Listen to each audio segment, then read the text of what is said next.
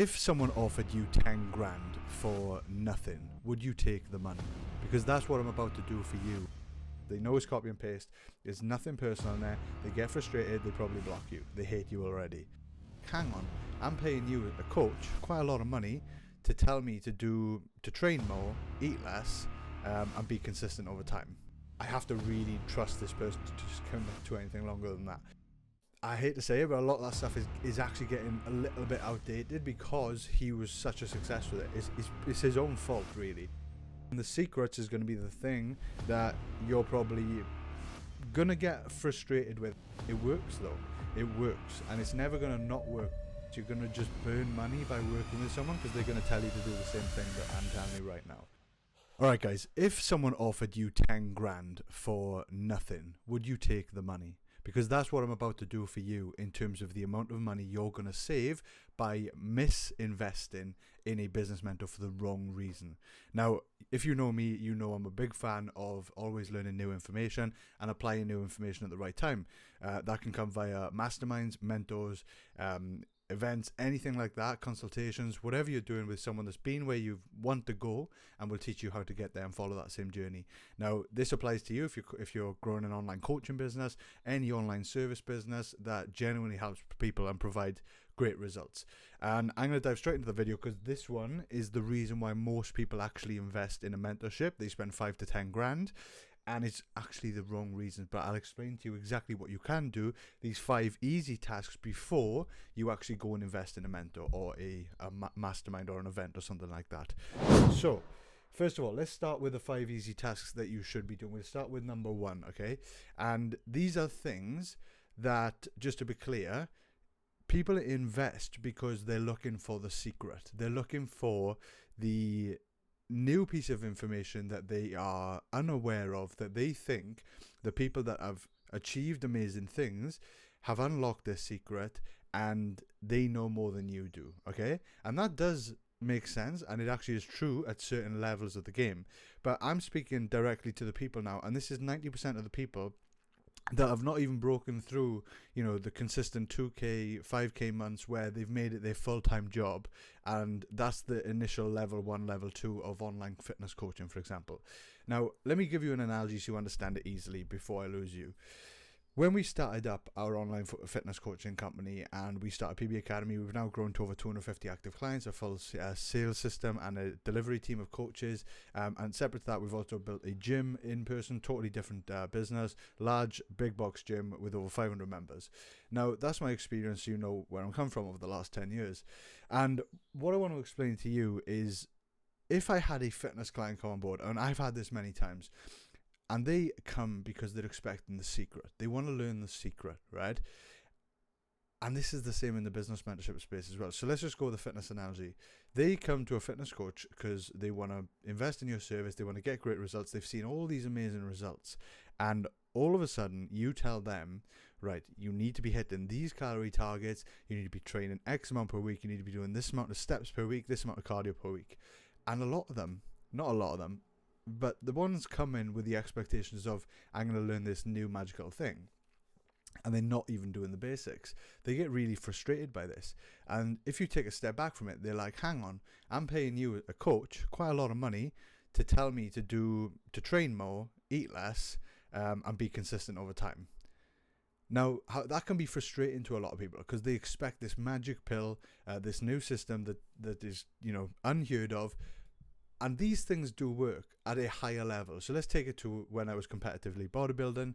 We were obsessing over the exact amount of grams of carbs that were going in pre, intra, and post-workout, the fat combination and the ratio between carbs pre and post-workout. Like, those were the minute details we were thinking about at the end when we were peaking. And it mattered then because, number one, I was extremely muscular and I had a very low level of body fat, and we were peaking for a show, for a certain event.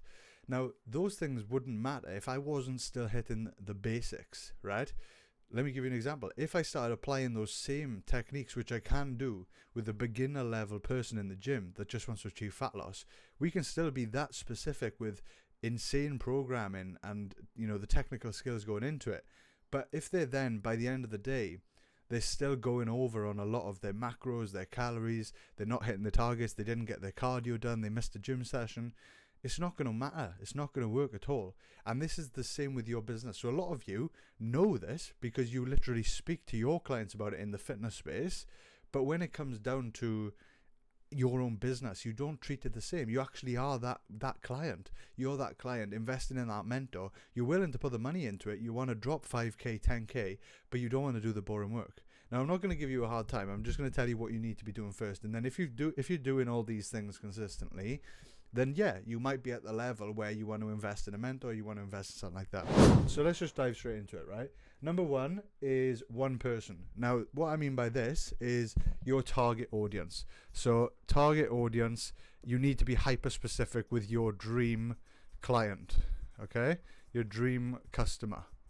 And what this means is there's going to be a sheet below if you want to use it for free. We use it to identify anyone we work with, their dream target audience. You need to understand their deep problems that they actually have. You need to understand the actual outcomes they want. You need to know the exact pain points that they have. You need to know what their day look like, what their dream result feeling is going to be like, what those emotions are actually going to be like when they get to the other side, they get the result. Because that's what you need to be speaking in their language when it comes to your marketing, when it comes to your funnels, your landing pages, your emails. Everything needs to be in that exact language, because if it's not, and if it's all over the place, it's never going to connect with your dream client. So you're going to miss out on your dream clients, and you're going to attract just a range of people that then are not going to get great results, because your service should be designed, even though it's customized, you should be trying to be an expert in one specific field. And that's to start off. Yes, you can add new services, help other people as you scale, but take a lesson from me with PB Academy.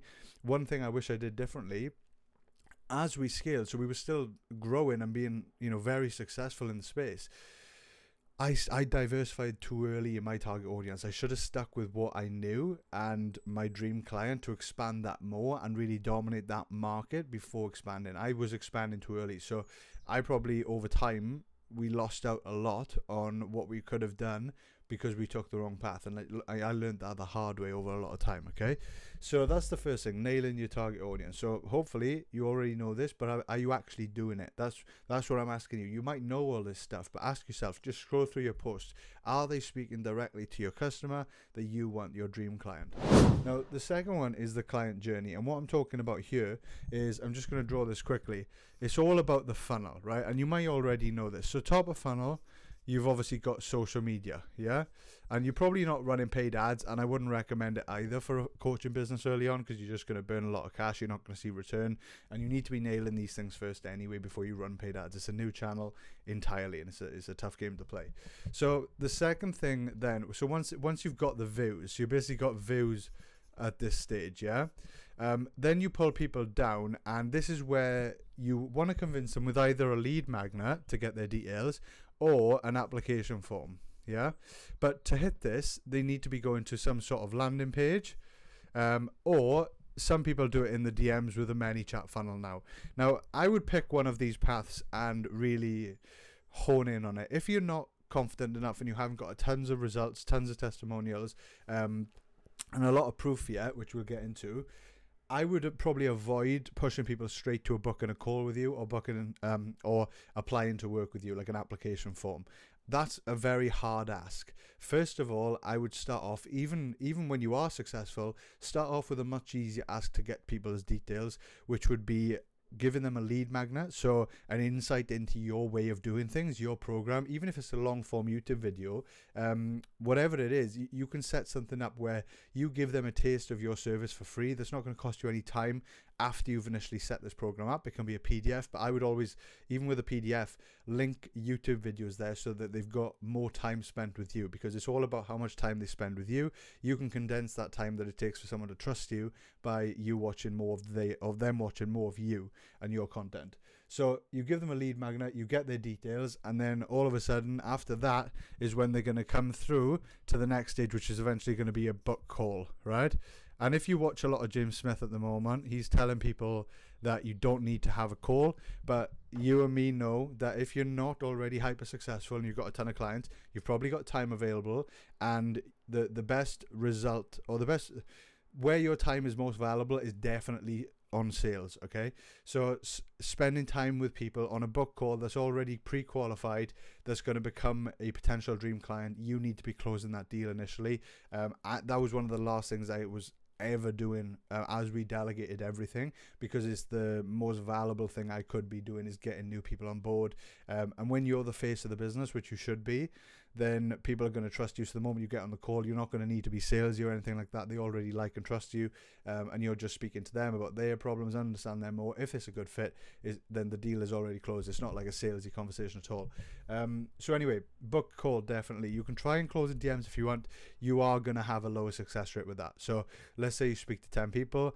If you speak to people in DMs, maybe 2 out of 10 will actually go through, because a lot of people find it's so easy to just lose the conversation, get distracted, come back to you in a couple of days. It's a slow conversation. The pain has moved on. They've forgotten about it, and they get on with life. So if you get people on a 15-minute call immediately, then you can go through the full sales process, full consultation, and then they're on board straight away. So highly recommend calls. It's the best way to grow, especially in the early days. So what I'm saying here is just have your clear client journey mapped out. You should know it like the back of your hand. You should know that you post content, you CTAs to direct them to maybe like a free arm day, for example. Like we do that because obviously a lot of men are focused on growing bigger arms. They get a taste of that. They do the session. They learn our methods. They watch a YouTube video or me breaking down the detail behind the session, so they trust everything we're doing and why it works.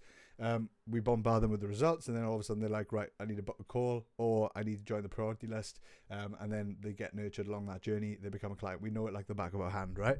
So you need to know that for your own business and what it's going to be. Then the proof, okay? Now this is where people get a little bit confused. Are they actually seeing it? Are you injecting, I'm going to put it here, inject proof, okay? So it's called proof. You need to take control of the injection, right? And what I mean by this is so many people think that Instagram works like it did 5-10 years ago. It doesn't work the same anymore. Everyone that follows you doesn't see everything you post. I know you see everything because you're posting it. So that's what can confuse people. And I speak to people about this all the time. If you're posting it, you think everyone's seeing it. They're not. Yeah, they're not. The algorithm is totally different. People are shown things that they don't even follow the majority of the time, or ads. So it's very difficult to control what your audience sees on social media anymore. So you need to take control of that, okay? And how would you take control of that? Yes, now and again on social media, you do want to post, your results, your transformations, your testimonials, stuff like that. But most of the time, I would definitely have it. We've built our own software for this, so you don't need to use it. But just an example, it's one landing page. It's called a proof page, and it literally bombards them with every section. One section is going to be testimonials. One section is going to be results. One section is going to be case studies, walking through the stories, because that's what people want to know. They expect you to have results these days. They expect everyone to have before and afters. And with AI, they barely even trust it anymore. So seeing before and after results doesn't really tell a story. But when you speak over that content, one of the best things I ever did was when I posted a result, I didn't just post the result. I would post a Loom video of me in the corner speaking through exactly where they were, what they were feeling, what they were struggling with, the pain points, the problems they were facing on the before side, and then the after side, the dream result feeling, where they are now, how confident they feel, how their life has changed, how better every other area of their life is. And people relate to that story in 60 seconds, and they trust you and they want to buy from you because they know you understand and you care about that client as well. So you should be doing this regardless of what your service is. If it's not fitness, it should be the same thing. But what I mean about taking control of the journey, so when you send people to your lead magnet landing page, to your application form, to your button call form, on that same page, they're bombarded with these types of videos, these results, these testimonials. They're seeing it in real time, so they know that you have got all this evidence that you are good at what you do. If you're relying on just throwing it on your story now and again, throwing it on your Instagram feed, most people, when it comes to booking a call, if they go into like a cold link, like a Typeform, a Calendly link, there's none of that proof on there because you can't control what people see on those pages, right? You need to have your own control and you need to inject that proof yourself, okay? If you want to check out proof page, you can go below, click the link. Now, the fourth and final one, before we get to the secrets, is the offer, right? Now, you've probably heard Alex Hormozi talk about the offers. He's got his offer book, and I hate to say it, but a lot of that stuff is actually getting a little bit outdated because he was such a success with it. It's his own fault, really, because Everyone has bought the book. Everyone's adopted those methods. And most people have actually realized now that everyone does the same thing. Everyone's bio looks the same. Everyone's offer looks the same. It's just, once everything becomes mass adopted and everyone's doing it, then it no longer works. It's a tactic.